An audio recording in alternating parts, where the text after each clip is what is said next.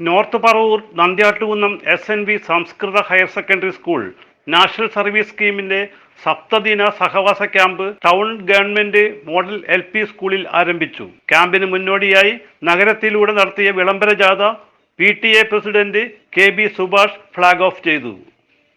സമന്വയം എന്ന് പറയുമ്പോൾ എല്ലാവരെയും ഒന്നിപ്പിച്ച് മുന്നോട്ട് കൊണ്ടുപോവുക എന്ന ലക്ഷ്യത്തോടു കൂടിയാണ് SNV സംസ്കൃത സ്കൂള് ഈ NSSൻ്റെ ക്യാമ്പിന് തുടക്കം കുറിക്കുന്നത്. നമ്മുടെ ഇന്നത്തെ ഈ ക്യാമ്പിൽ ഒരാഴ്ച നീണ്ടു നിൽക്കുന്ന ക്യാമ്പിൽ വൈവിധ്യങ്ങളായ പ്രോഗ്രാമുകളാണ് നാം ഇന്ന് രൂപം നൽകിയിരിക്കുന്നത്.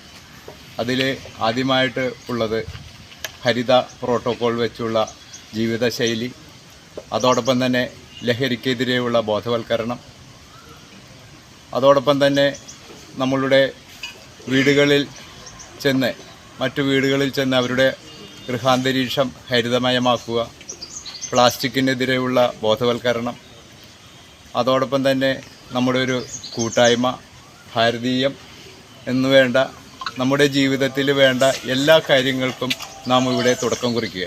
Principal V. ബിന്ദു പതാക ഉയർത്തി.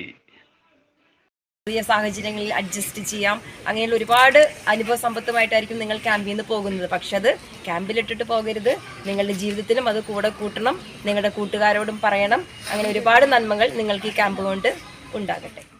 ക്യാമ്പിന്റെ ഉദ്ഘാടനം നഗരസഭ ചെയർപേഴ്സൺ ബീന ശശിധരൻ നിർവഹിച്ചു.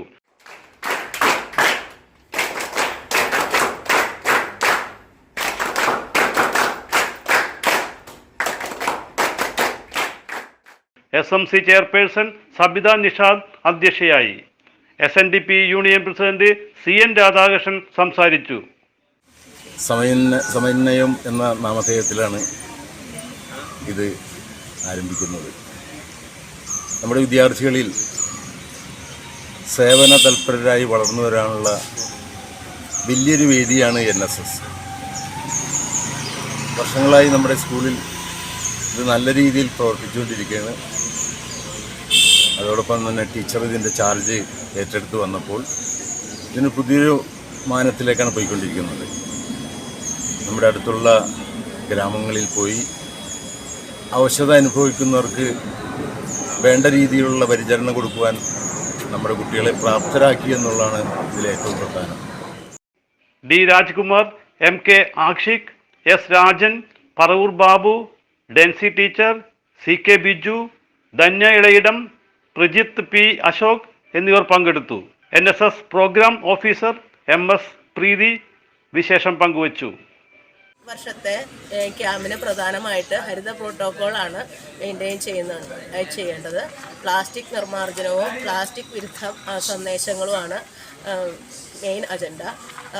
ചെടികൾ നട്ടുപിടിപ്പിക്കുകയും ഭൂമിക്ക് ഉപയോഗപ്രദമായിട്ട് ഭൂമിയെ കൈകാര്യം ചെയ്യാനും കൂടുതലായിട്ട് ചെടി വെച്ച് പിടിപ്പിക്കുവാനും പ്ലാസ്റ്റിക് ഉപഭോഗം കുറയ്ക്കുവാനും ജൈവമായ വസ്തുക്കൾ കൊണ്ടുണ്ടാക്കിയ അതുപോലെ തുണിസഞ്ചികൾ, തുണി കൊണ്ടുണ്ടാക്കിയ ചവിട്ടുകൾ തുടങ്ങിയ പ്രോത്സാഹിപ്പിക്കാനും. City voice news bureau, north Paravur.